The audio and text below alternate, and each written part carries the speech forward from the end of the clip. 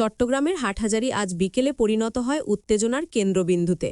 বিএনপির মনোনীত প্রার্থী পরিবর্তনের দাবিতে অক্সিজেন খাগড়াছড়ি সড়কের চৌধুরীহাট ও সরকারহাট এলাকায় হঠাৎ সড়ক অবরোধ করে বসে যায় একাংশের নেতাকর্মী।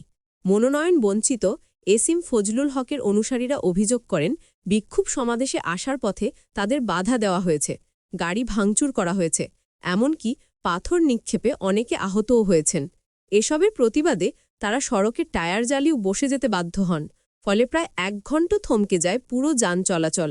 ভোগান্তিতে পড়ে সাধারণ মানুষ। অন্যদিকে দলীয় মনোনীত প্রার্থী মীর মোহাম্মদ হেলাল অভিযোগ সম্পূর্ণ ভিত্তিহীন বলে দাবি করেছেন। তার বক্তব্য, আমার কেউ কাউকে বাধা দেয়নি।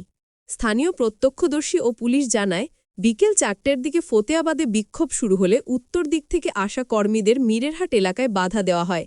সেখান থেকেই উত্তেজনা ছড়িয়ে পড়ে সরকারহাট পর্যন্ত। পরে পুলিশ কি পরিস্থিতি নিয়ন্ত্রণে আনে এবং যান চলাচল স্বাভাবিক করে। বিএনপির অভ্যন্তরীণ এই টানাপোড়েন আজ হাটহাজারীর রাস্তায় স্পষ্টভাবে ফুটে ওঠে। এক পক্ষের দাবি প্রার্থীর পরিবর্তন, আরেক পক্ষের দাবি সবই অপপ্রচার।